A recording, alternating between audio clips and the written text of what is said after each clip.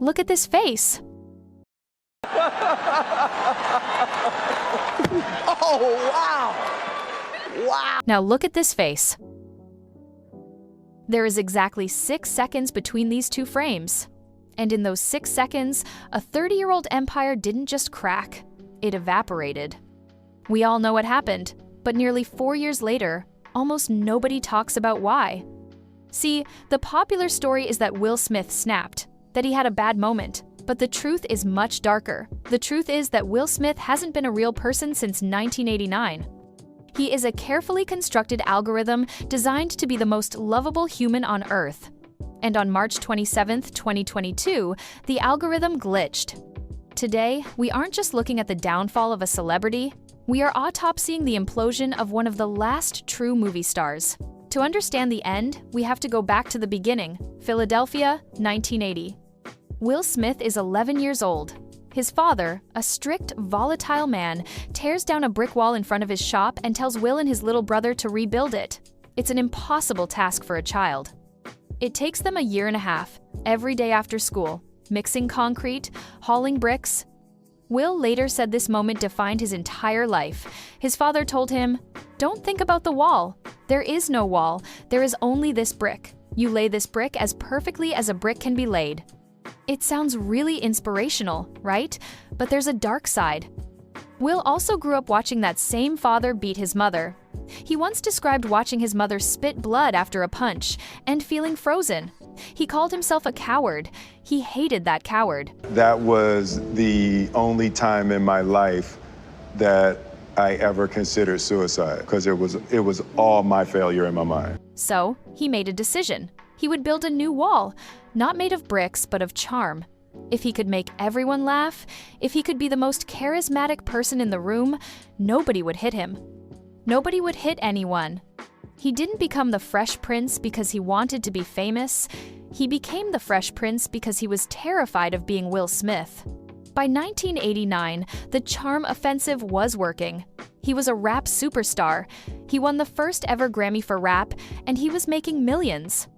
And then he set it all on fire. Will didn't just spend money, he hemorrhaged it. Cars, jewelry, an entourage that would make MC Hammer blush.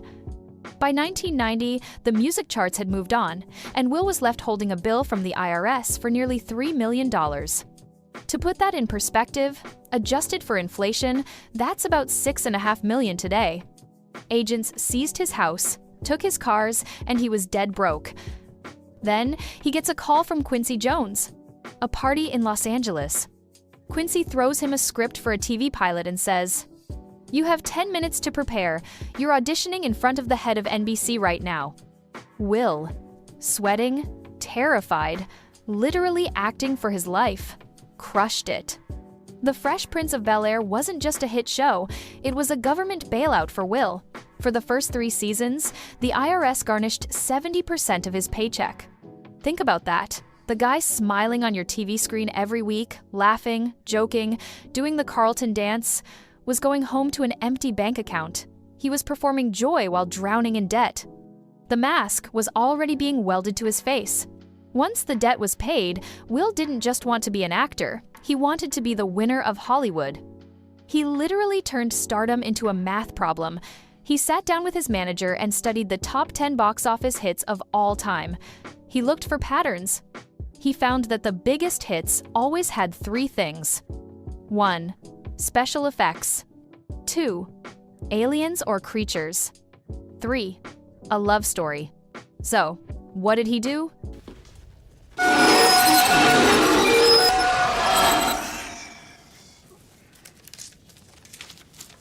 Wanna get down on this? You know what the difference is between you and me?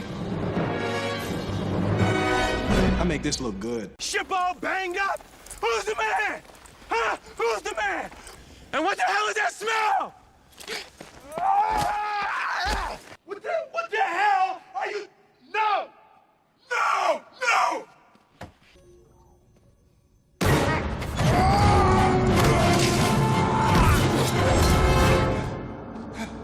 What am I? Independence Day, Men in Black, I, Robot, and I Am Legend, just to name a few. He wasn't picking scripts based on art, he was picking them based on data. He was obsessed with Tom Cruise. He said, "I can't outact Tom Cruise, but I can outrun him." And it worked. For a decade, Will Smith was the only human being on Earth who could open a movie to $100 million just by putting his face on the poster. He became the king of July 4th. But here's the catch with algorithms: they don't have souls, and they always change.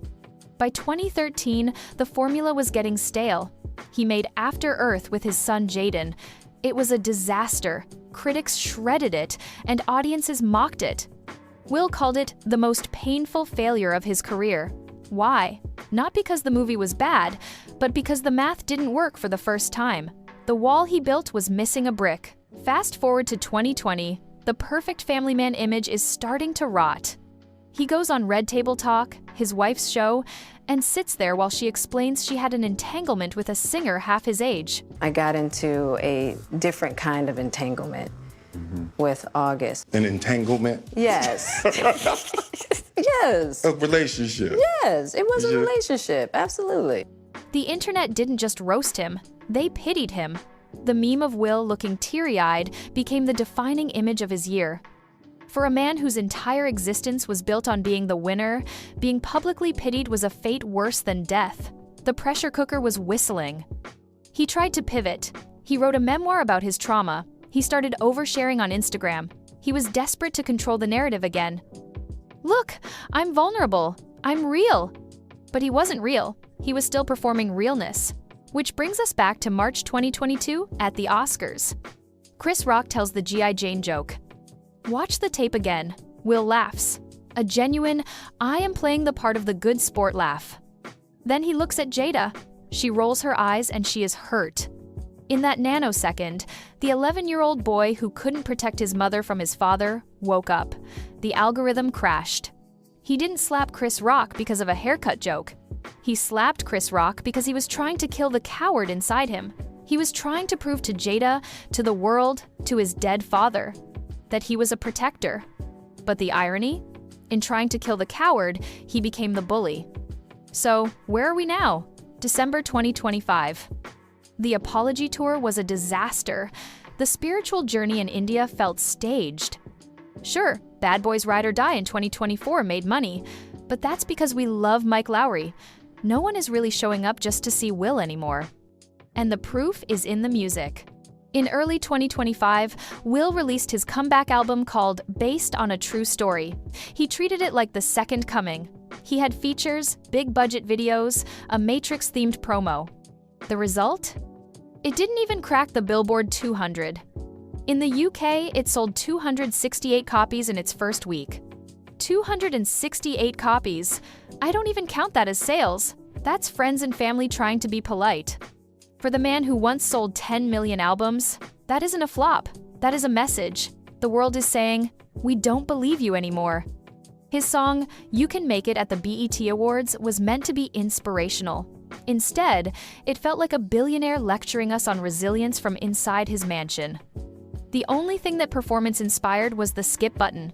Will Smith spent 40 years building a brick wall to hide his true self. It was a masterpiece of construction. But he forgot one thing. Walls don't just keep people out, they keep you in. Now, he's standing in the rubble, holding a brick, waiting for applause that isn't coming. The Fresh Prince has finally left the building. If you enjoy watching public image turn into public implosion, go ahead and like, comment, and subscribe. I specialize in celebrity self-sabotage, and business is booming. Got a star you think is overdue for a digital dismantling? Drop their name. I take requests, especially the messy ones.